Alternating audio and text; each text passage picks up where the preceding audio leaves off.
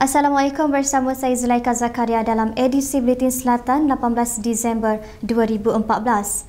Sebanyak 2.6 juta ringgit berjaya dikumpulkan oleh KFC Holding Malaysia Berhad dan Pizza Hut menerusi kempen World Hunger Relief pada tahun ini bagi membantu golongan yang kurang berkemampuan di seluruh negara.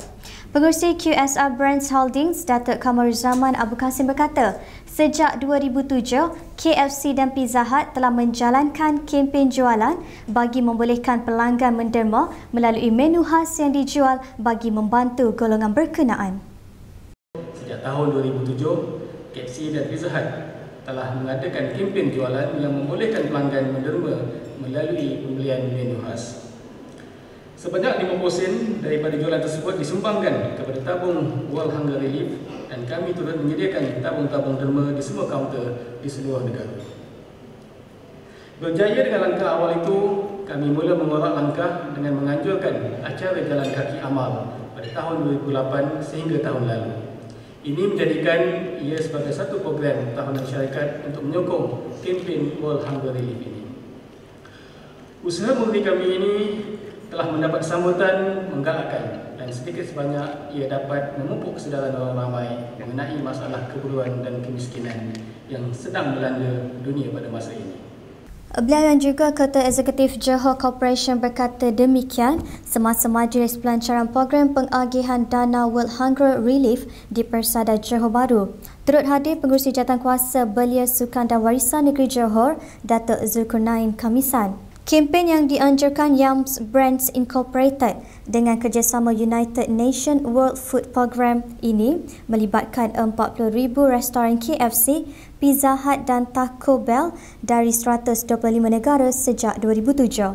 Dana ini juga akan digunakan dengan kerjasama jabatan-jabatan kerajaan termasuk Jabatan Kebajikan Masyarakat JKM bagi menjalankan aktiviti kemasyarakatan. Menurut Datuk Kamaruzaman, QSR Brands Holdings telah melantik panel bagi mengenal pasti 150 keluarga dari seluruh negara untuk menentukan kelayakan mereka menerima bantuan daripada dana tersebut.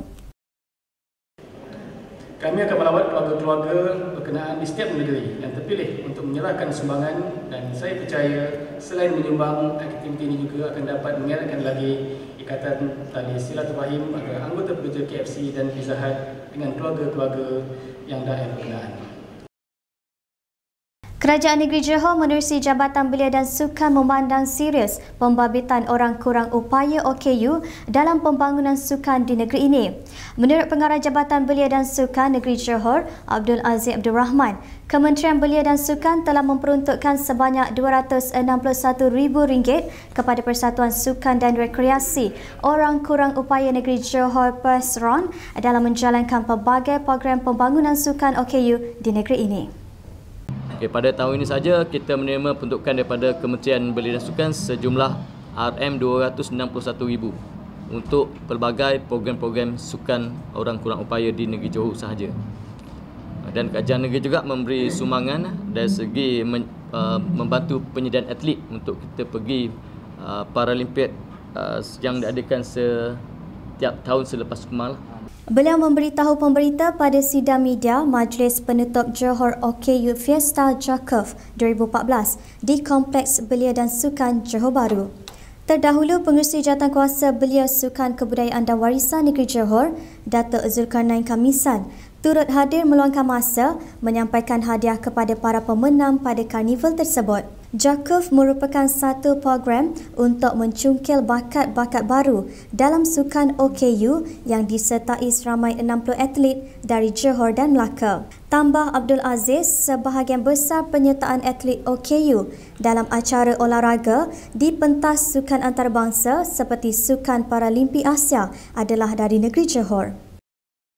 Sebahagian besar daripada atlet olahraga negara bagi OKU ini sebenarnya adalah datang daripada negeri Johor.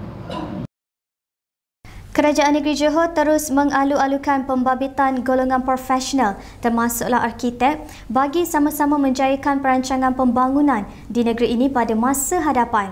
Menteri Besar Datuk Muhammad Khalid Nordin berkata ilmu dan kepakaran golongan itu amat diperlukan bagi memastikan pembangunan yang dijalankan adalah selamat, berkualiti dan memenuhi kehendak rakyat.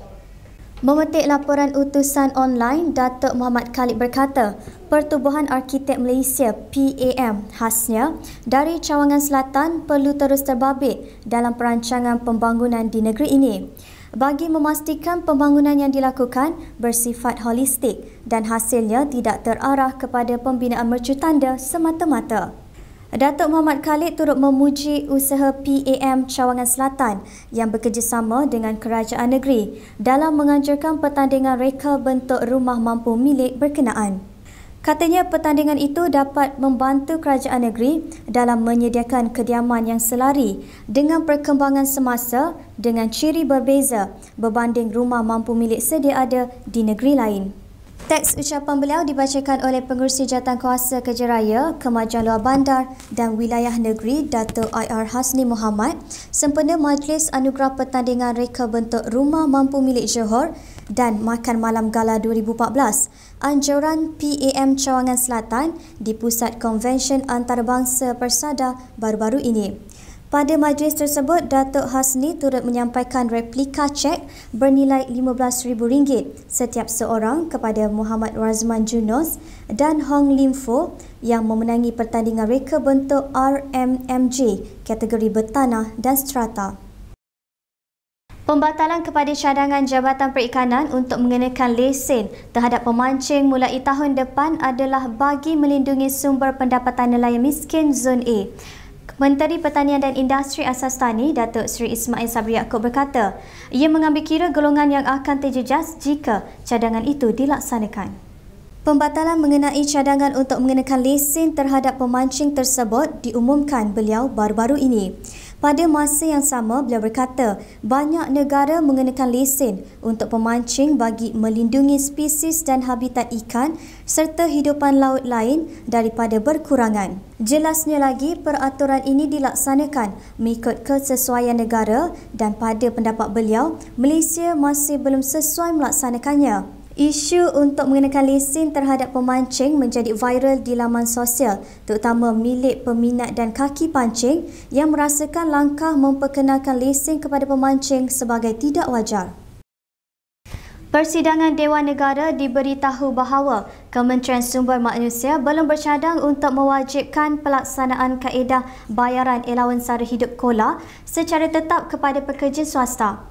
Timbalan Menterinya Datuk Seri Ismail Abdul Muttalib berkata, ini kerana ketika ini Kementerian sedang menguatkuasakan Akta Majlis Perundingan Gaji Negara 2011 kurungan Akta 732 yang mensyaratkan gaji minimum perlu dibayar kepada seseorang pekerja iaitu RM900 bagi Semenanjung dan RM800 di Sabah dan Sarawak termasuk wilayah Persekutuan Labuan.